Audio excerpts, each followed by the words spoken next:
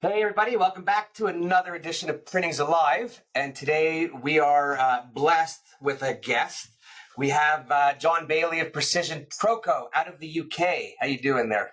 Doing really good, and nice to be blessed with a guest. I like it. And I just made that up as I was going, so I probably won't remember to ever use that again. So it'll be Good. your welcome when we do it. Good, thank you. Great. So thank you for coming on. Appreciate it. Part of what I'm trying to do is just get everyone in the world of print to come on and talk with me about anything print, because print touches everybody in the world. And my really belief is without us, without print, the world does not exist. Well, I couldn't agree more. And look, I'm right in the middle of peak season, so if I talk quick, it's because I've got stuff on. But I can definitely back that up, because right now we're batshit crazy on volume. So people are definitely being touched by print at the moment over peak season. Cool. So, I want to compliment you on the website because it's pink and I happen to like pink, although I'm wearing a D-Scoop sweater. Some merch, just so you folks know, when you give me merch, I wear it and it advertises, you get it. And I didn't wear it because it's you and you're part of D-Scoop. But I do love the website. Okay, so let's get into it.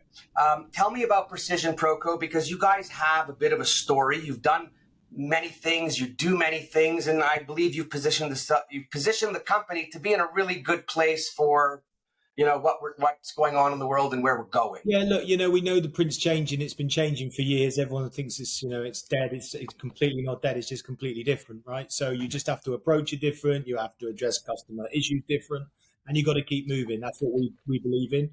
The only thing we've been consistent at is change, and the whole business has been geared up to understanding that get ready because tomorrow's going to be different. So we try and move very quickly. We've done some mergers, we've done some acquisitions, we've sort of got ourselves and navigated through lots of different places to where we are now. And now we are a business, we call ourselves basically human-driven, tech-enabled, smart production. That's really what we're about. So it's about celebrating human design and creativity, not over-processing stuff. It's about automation and being smart and using tech to enable and amplify the good stuff we're about, which is the creativity piece. So we're in all spaces in print, Warren. We're in mass customized consumer market, in Book of One. We're in POS and in-store retail, and we're in direct mail and commercial work as well. So just two things quickly. I like that I don't see equipment on your website when I go to it. And that's a message really to every other printer who's listening. Yes, as owners, we love equipment, but the people that we sell, they have no idea about it. They don't give a shit, right? We talk about us giving a shit. Our customers don't give a shit about what we're producing stuff on. So they want to know what we're going to do with it, what it's going to do for their business, and how we're going to make them look good, right? And we talk about making it easy to choose and easy to use. That's all they care about. Can I buy print from you as easy as it is for me to go on there and click on an email? If I can, and you're going to get me a better return than that email, then I'm going to use you. And that's basically it. Yeah, that's exactly what I was going to say. It's great. And then, the marketing. Tell me what you do, because this is another area that a lot of printers, I'll say most printers, don't market themselves, yet we do all the marketing stuff for every major brand and agency in the world. Yeah. What do you guys do to market yourself? Well, it's a bit like a builder's porch, right? When you go to a builder's house, it's their house is normally the last one that gets done. And I think us as printers, suffer from the same thing because we're so busy looking after our customers' marketing. What we do is we start with what we call a force multiplier, which is a military term, which is basically you don't send in the ground troops until you've sent in the airplanes, right, to get rid of the infrastructure. So what we'll do is we'll highlight who we're after, we'll highlight what market we're after, and then we'll subliminally market to those people, whether we sponsor a roundabout outside their house or we make sure that when they're driving to work, they see the billboard with our name on it. So by the time I send the ground troops in, they might have sat next to me at a dinner, or they might have heard my name mentioned in an awards do that we've sponsored that they're involved with. So by the time my ground troops ring up and they say, we're ringing from Precision Proco, they go, I know about you guys. I've heard about this. So we try and sort of do it and break it down.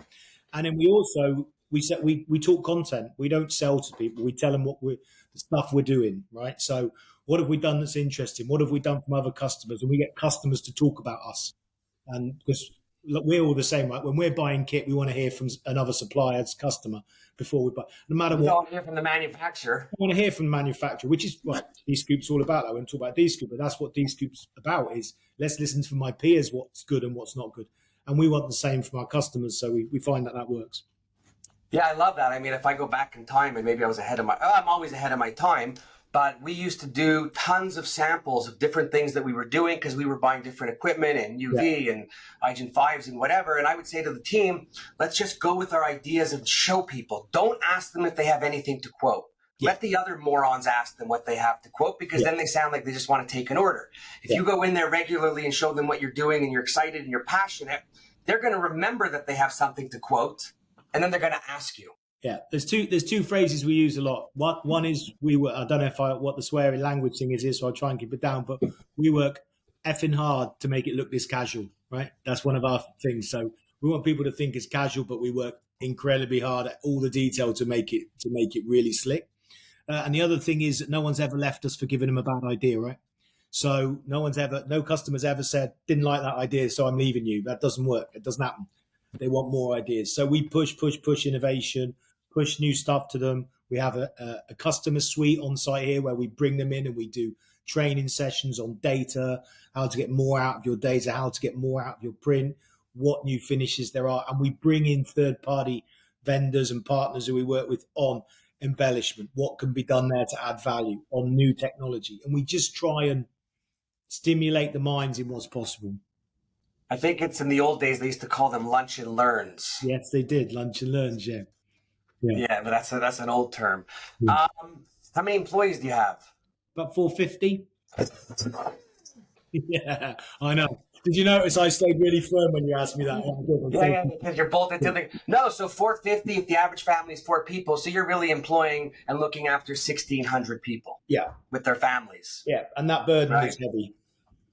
Well, I think any owner who's really into his business carries that burden because you care for the people. Yeah. It's always what came first, the chicken or the egg. I think in our world, nothing moves without everybody working together. Yeah, and you think about it when you think of our production, right? So on our peak day this year, it'll probably be round about the 20. Well, probably a couple of days time, right at the end of November.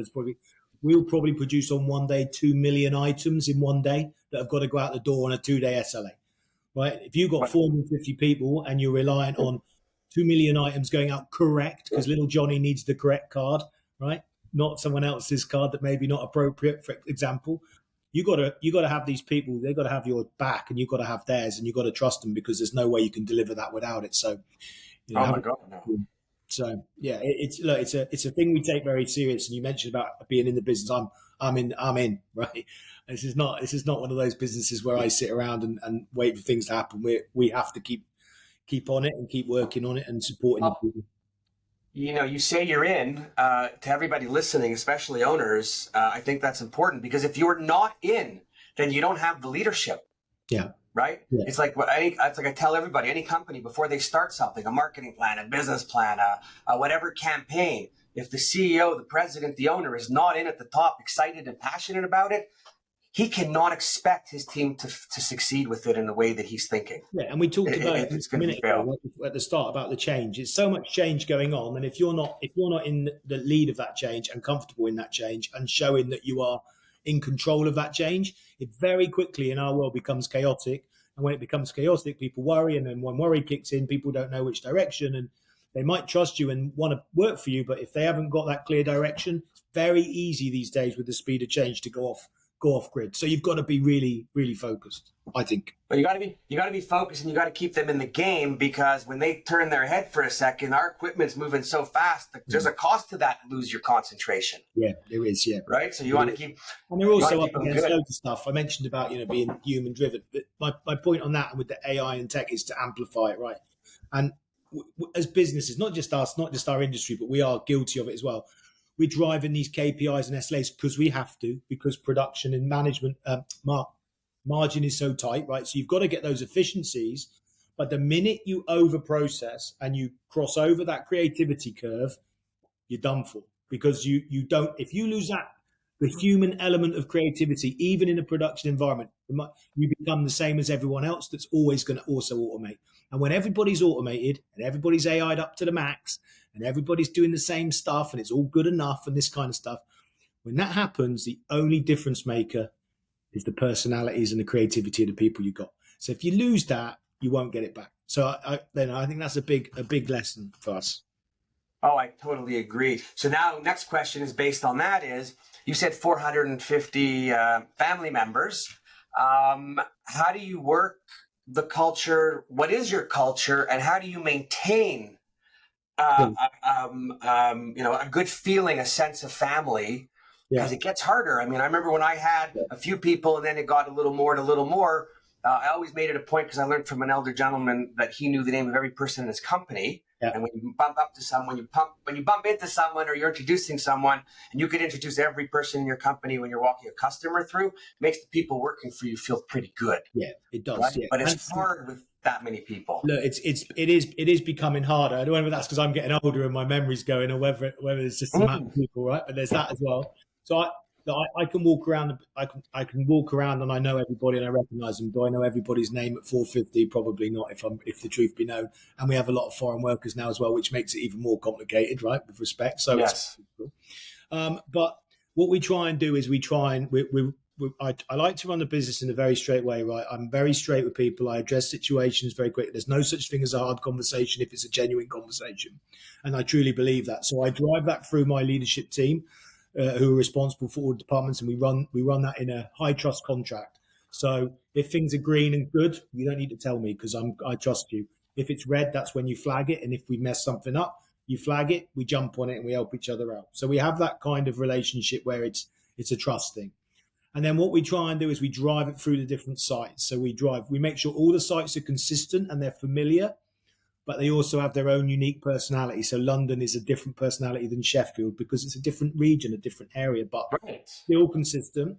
But we have all our numbers visible on all the sites. So what are our sales? What are they working on? Everyone has 90-day plans, and they're all visible, so people can see my 90-day plan, what I'm working on. And so we just try and give that clarity, and we make people realize, we've all got a responsibility and we've all got a job to do, and we try and treat each other like the next customer. That's a big thing. So I try and work with my leadership team to give them what I would if they were my customer, and we try and do that above and beyond. So it's you create a culture of trying to make each other succeed rather than help each other to fail. Do you know what I mean? And that's a big shift. I want to promote to everybody, and it's one of the things that I offer is to discuss with owners, the culture in their business, and to even review it. I mean, when I started my business and I had my business, we were 10 people. It was one thing, 30, 50, 90, 120. It changes.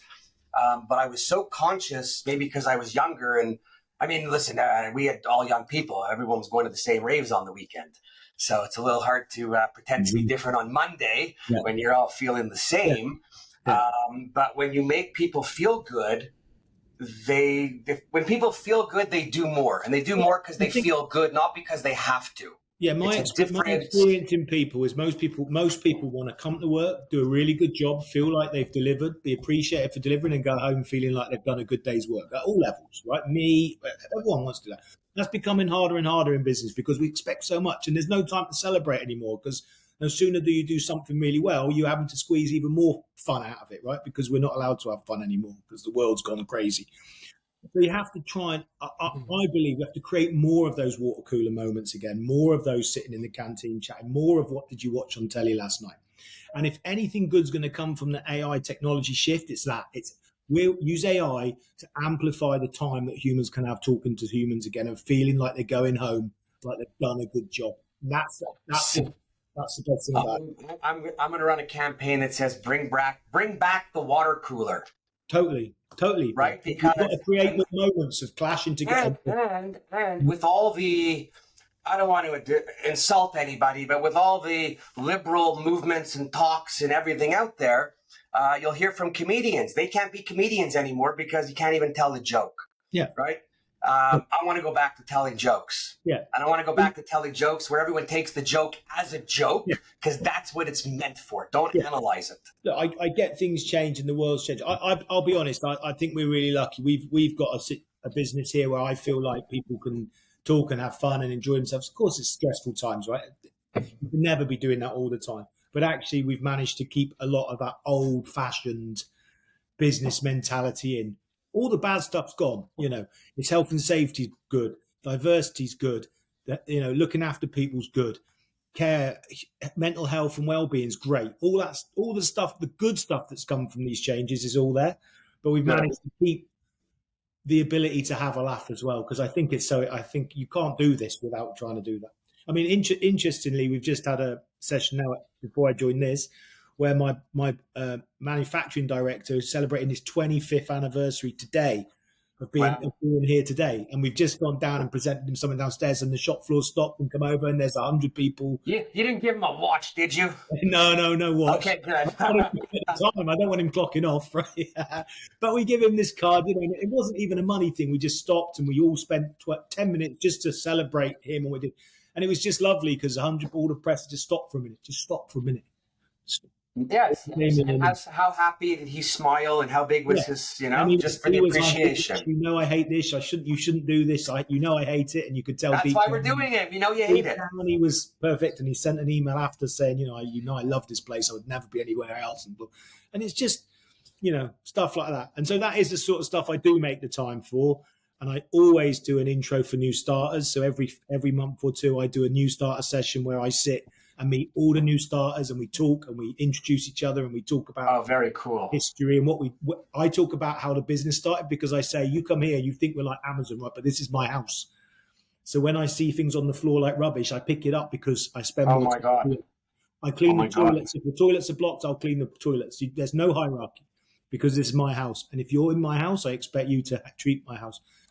But likewise, I treat you the same. And we have that with every new starter.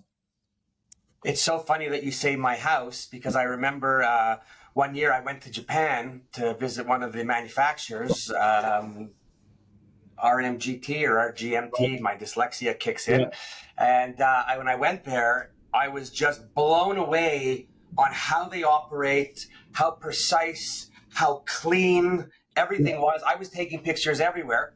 And when I got home, and it was crazy because of the whole jet lag thing. So I'm up at like 3, 4 in the morning and nothing to do. So what do? I go to the office. I walk around the plant, and I am rip-roaring mad. The place looks like a pigsty. When you're finished on the cutter, why did you not pick that paper up? Whatever. Anyways, first thing I do, 7 o'clock, everyone comes in. I call a big meeting in the room for everybody. And I tell them, I want to tell you about my trip. And I want to tell you what I learned and what I saw. And I got all these great pictures of places and doing and whatever, and then I bring up the warehouse and the factory, and I start going, oh my, look how clean that is, look how clean it is. And then I turn around and I'm like, folks, this is my house.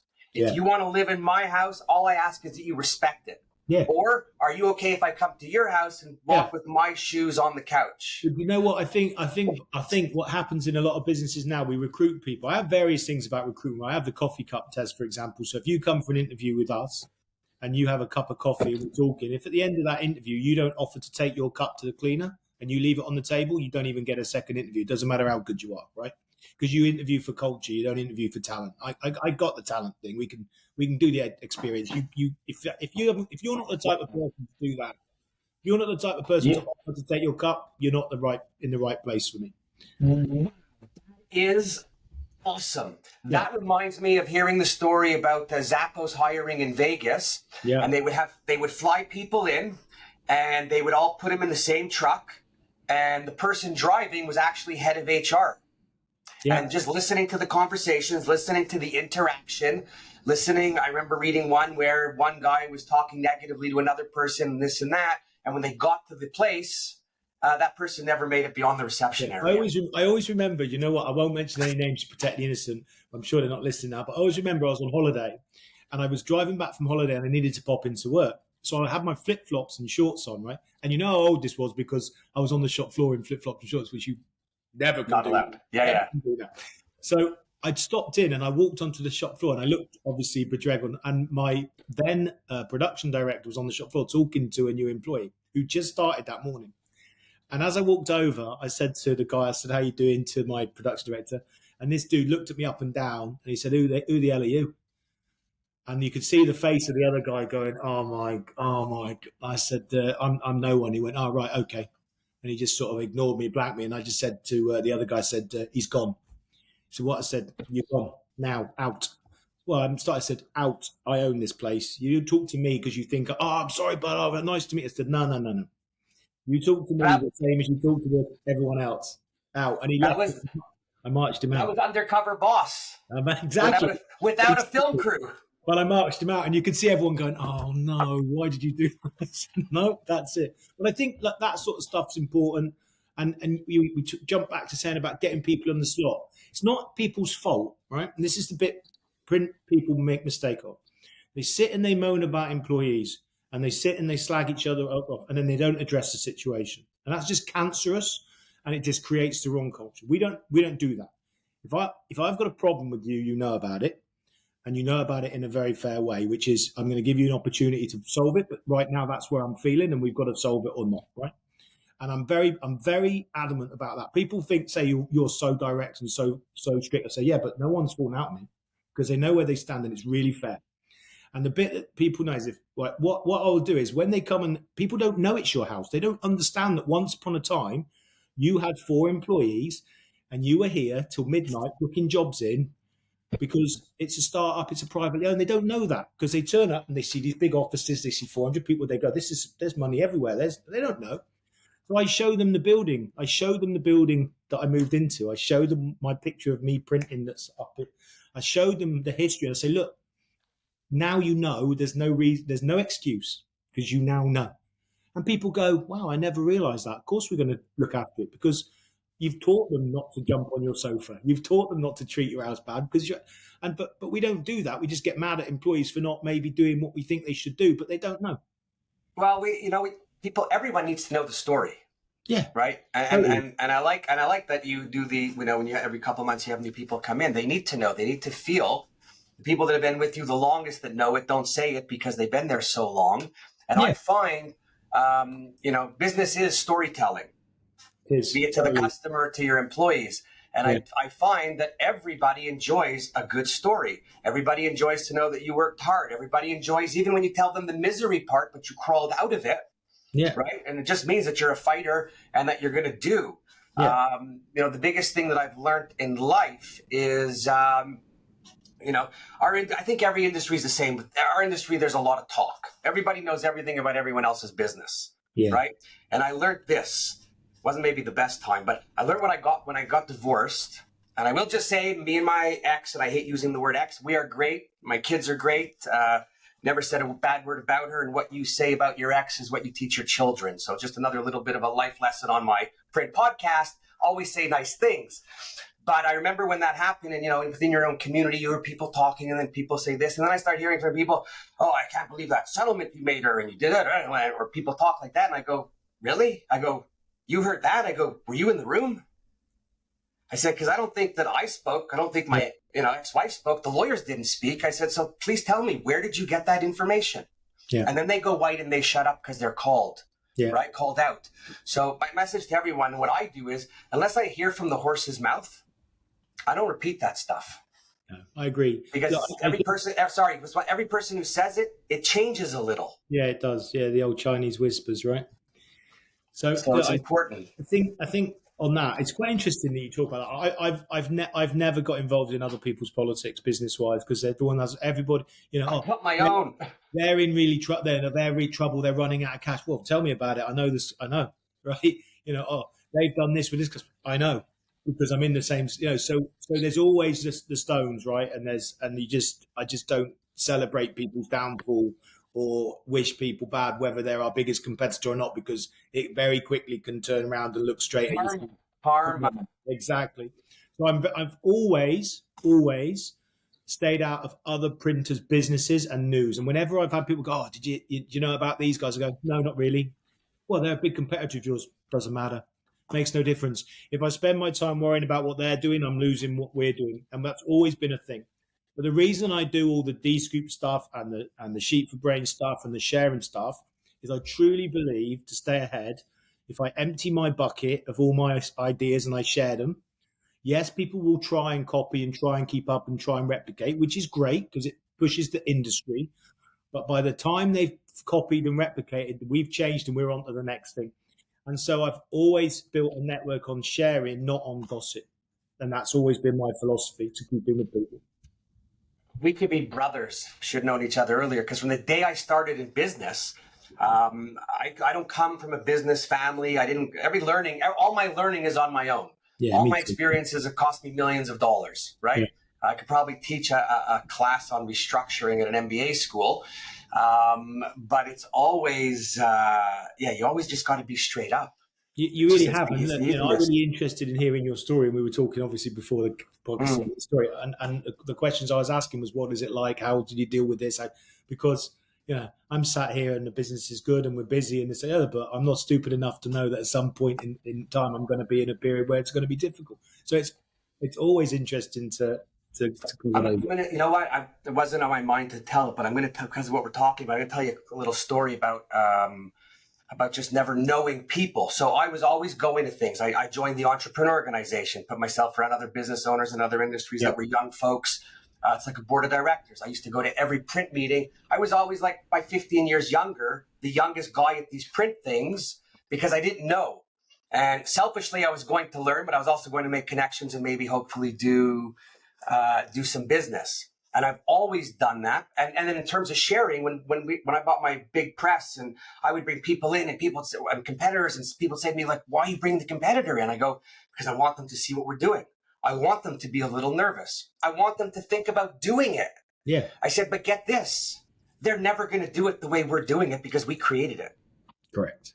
Totally agree. Right. 100%. And then on people and meetings. So I had experience once, and you talk about being open and always the truth. So I did a book for somebody in real estate, and then they gave my name to somebody else, an older gentleman, Mr. Fish, who was in the lock business. Actually, this guy was probably built one of the best lock companies in the world. Right. Started in the 60s. And when he called me, he was 82 to do his book in his life. He was doing a museum of locks, and we're doing that. And when we're talking, he says to me, I own a large format company in one of my buildings. Like, what do you mean? Because I bought it for my son a few years ago, but he doesn't really want to be in it. And I also bought it because I didn't want anybody to lose their job. He knows nothing about it. He goes, so come see it. So I go see it. And then he says, I want to sell it. Make me an offer. So I make him an offer. Lowball offer, just because I thought.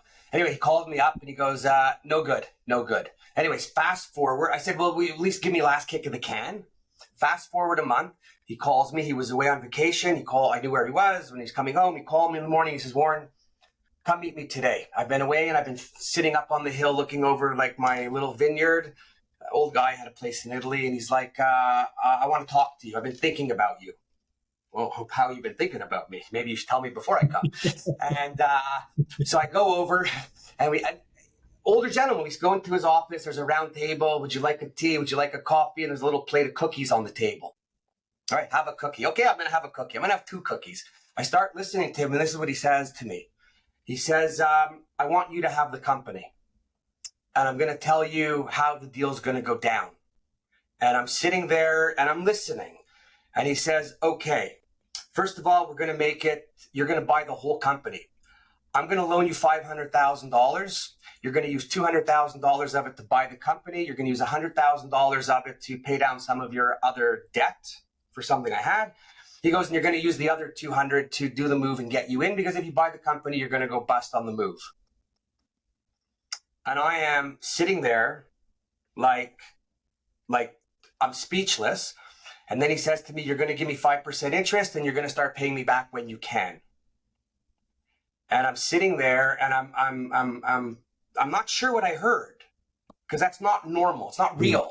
Yeah. And I'm sitting there and I say to him, and his name was, funny enough, it was Mr. Fish, go figure. And I say to Mr. Fish, I go, why me? Why would you do that for me? And he said to me, and this is what got me, and I just got goosebumps.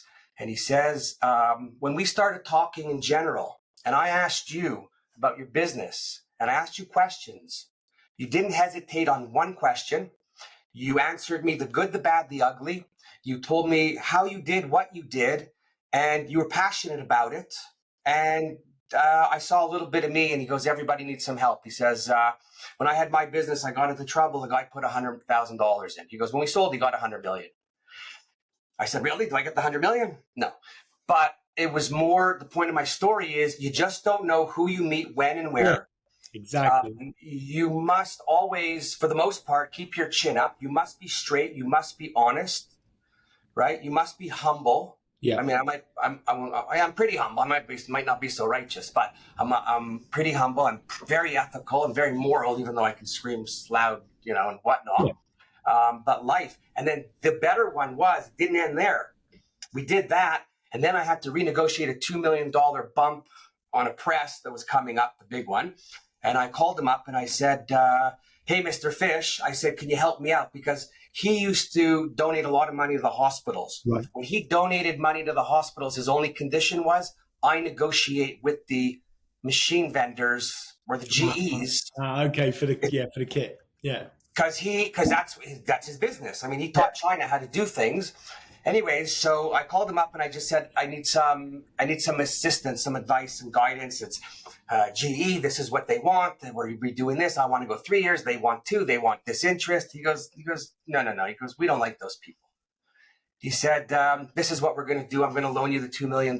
This is the interest rate. This is what you're going to give me, da-da-da. And then there's going to be a small bump at the end. Does that work for you? And I was like, whoa, what? And I said, I didn't call you for this. Anyway, did up the papers, loaned me the money. I paid him back every single penny. And it just big life lessons about people 100%. doing for people, feeling good about what they do. And I can't tell you how good I felt. Yeah.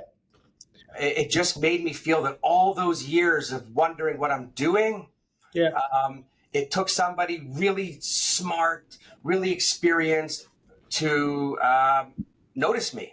Yeah. Or acknowledge me. I think certain people recognize integrity, and when you're humble about stuff and you do what you say you're doing and you deliver what you say you're going to do, whether you fail or not is irrelevant. If you try to do what you say you're going to do and you've got that integrity, people recognize that. And I think there's also a level now of vulnerability that I think you need to, anyone who pretends that everything's rosy all the time and the businesses are booming and they're making loads of money and they're wealthy and they're healthy and everything's great all the time, everywhere, in every aspect of their life, is lying. So that little bit of vulnerability, I think, as well, right now, people expect and need, because it shows that integrity, I think. Yeah, so we're running out of time. There's a whole bunch of other stuff that I wanted to bring up, but we'll do it again. But being that we just said what we said, I just want to talk about was it last week or the week before on LinkedIn? You and David and Jessica, and maybe there was one other. Chris Min. Chris Min. Okay, because I don't want to leave anybody out. Tell us a little bit about the mental awareness and the health talk. Sorry, just before you start, really, when I sat on that and when he was talking and everyone was talking, like, I felt good enough to put my thing down on the side for people to see when you talk about vulnerability, because if people don't see some of the people out there that they see all the time, people look at me and probably think I live the life of Riley. I do not. My knuckles are raw. I drag on the ground. I've been through the worst of everybody, but I smile because I figured it out. Yeah. So I want to help people like you guys. But anyway, tell us about that. How you've just summarized the importance of you feeling like the end of a session where you want to open up and share, that is exactly what we set it up for. So we met together at D-Scoop in Indianapolis. I was on stage at D-Scoop. I had 9 minutes to talk about how I was stepping down as chair. I had this big speech. I decided to rip it up and talk about the stress, the trauma, the difficulties of losing key clients, change, being brave, suddenly at nearly 50, finding myself irrelevant because my daughter had asked me, was I still relevant, and all this sort of stuff. And it was a really emotional 9 minutes, and it hit a chord with a lot of people in the audience. And afterwards, David came and said to me, he said, we need to do some stuff together, because that really is what I'm about. And then Jess independently asked me, and so did Chris. And we basically found out the four of us were already talking about it, but we all had that same belief. And that is that it's about time for people who are recognized, who everyone thinks is dead cheerful and life's great, actually starts owning up to the fact that it's not great a lot of the time. And it can be good, but you got to work really hard to make it good. And it's not that easy. So, the old grey beard like me, along with, Chris Min, who's younger, but he's had his difficulties. And David is well documented his mental health challenges and his family. And Jess is a working mum and gone through some challenge as well in the family, bringing kids through. So the four of us, we got together. We shared all our stories. We opened up and said, if we're comfortable doing it with each other, maybe we could do this. And we did. And we just said, you know what, this is, if we can just help one person in our industry, one person just hears one of us say something about ourselves and solves that problem for them, it's worth it. So we've started this Sheet for Brains initiative. It's been fantastic.